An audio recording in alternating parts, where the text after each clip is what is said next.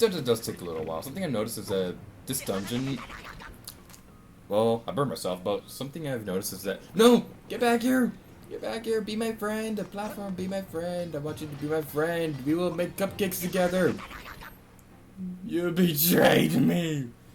You let me fall into the lava! You will never be my friend again! We are no longer on speaking terms! I'm just gonna go over here, I'm gonna activate another platform, and we are gonna make cupcakes together in front of you, and you can't have a single bite! Haha! You fool! That's what you get for not letting me jump on top of your being platform things. I have no idea what I'm trying to say right now.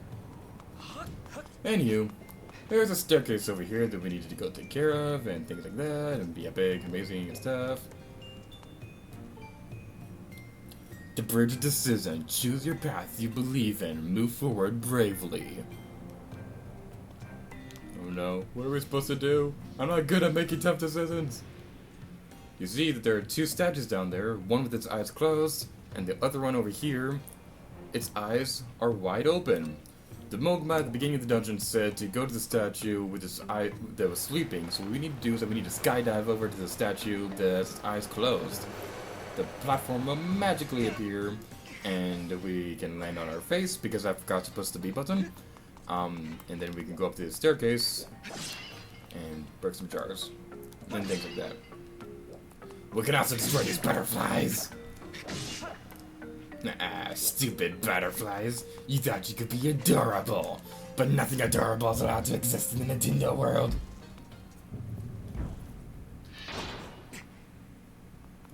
But now we have to deal with multiple Dark Mogmas. But with their super awesome abilities of sealed basting and spin attacking, we can knock them off balance. And you want that right there. That is the curse. That is the curse status effect.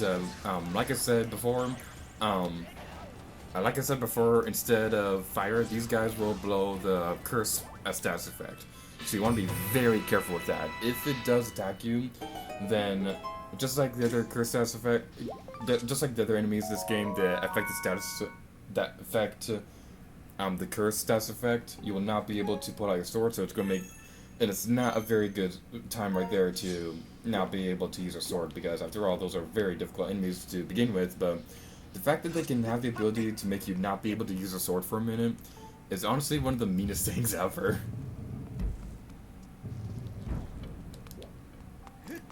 Spiral staircase. It's so swirly and spooky and destructive and things like that.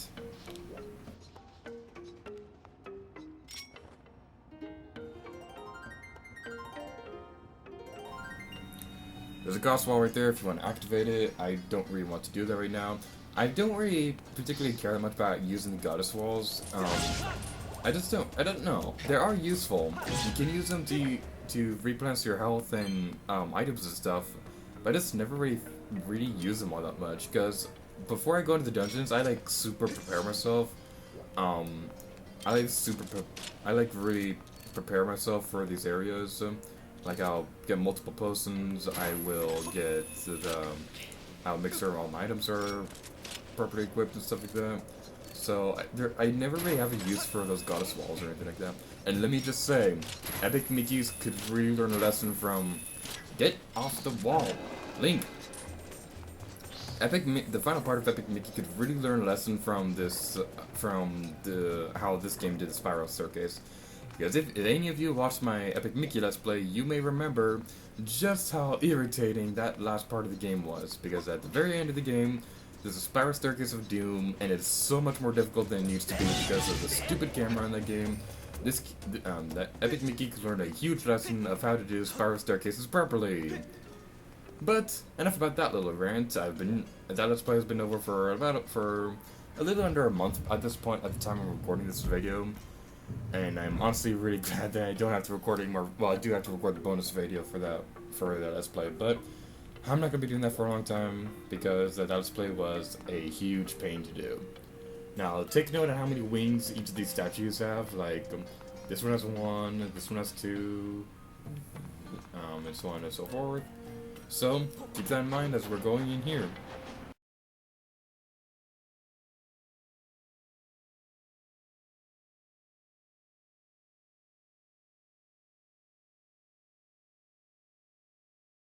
And finally, we can activate the switch. There's nothing that's gonna happen at the last second that's gonna make this any more difficult than it needs to be. The treasure chest is right there in the open. So oh no. Oh no. It's a monster! We're gonna have to fight a monster! It's super spooky! Not really. We do have to fight these things. I believe this is the only time in the dungeon where we are required to fight A. My timing was perfect. Come on, game. Okay, now let's destroy it. Just like before, this enemy is gonna get progressively more difficult as the battle goes on. Simply because of the fact that the window of opportunity to attack this thing gradually shortens as the battle goes on. So you need to be careful with that, and also the stamina gauge. Stamina gauge still decreases, and that's like the biggest. That's like the biggest problem when you're facing this thing. Come on, be destroyed. Be my friend and be destroyed. Gotta make an awful tagline. Be my friend and be destroyed. Okay, we got you. And what's one more time? Just one more time. That's all I'm asking, dude. Be my friend. Don't be my friend like that. Come on. Okay, he's dizzy. Well, he's not dizzy anymore. Come on, dude. I'm gonna wait right here and let him get dizzy again, so that we can finish him off.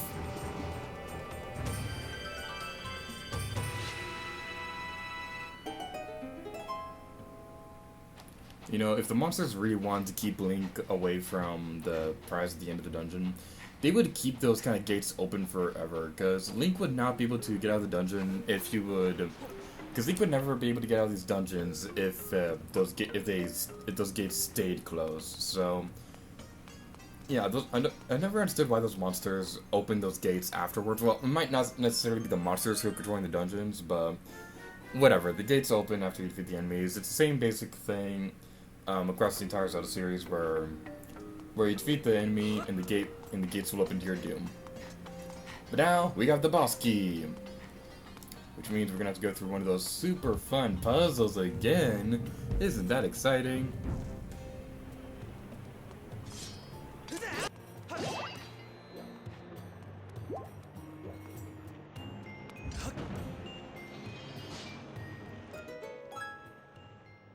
Yay, we opened a gate! There's some jars over there! You thought you were safe from my wrath! But no! You will never be safe from my wrath, you stupid jars! You are my mortal enemy!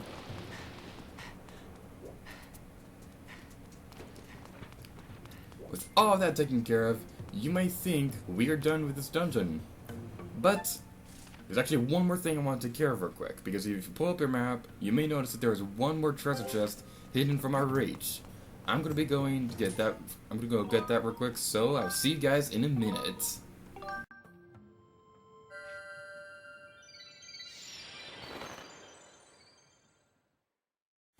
Alright, post-commentary, Lady Garrett, you here, and we are going to be getting that treasure chest, because now that we have the Mogma mitts, we can get inside this digging area thingy, and open up this gate.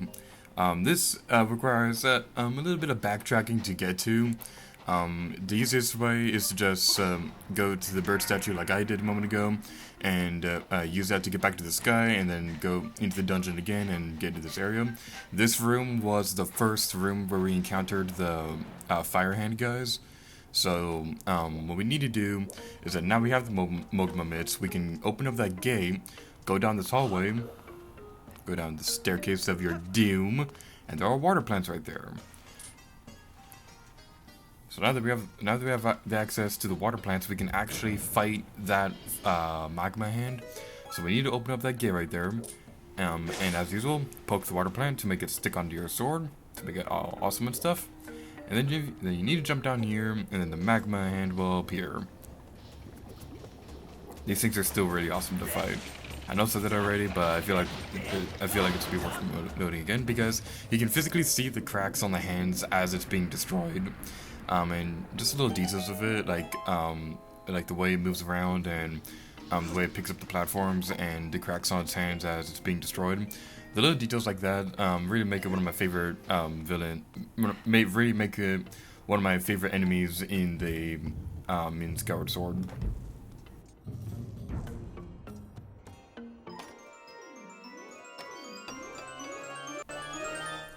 After all of that hard work, we finally got the empty bottle! Yeah!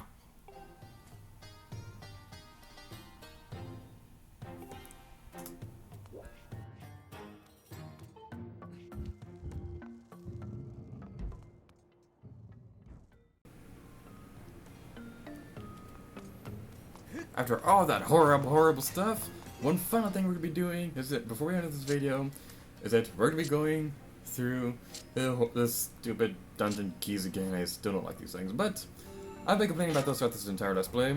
But with all that being said, we are going to be finishing off this video off here. So, thank you guys so much for watching this video of The Legend of Zelda Skyward Sword, and until next time, be geared to you. Oh yeah.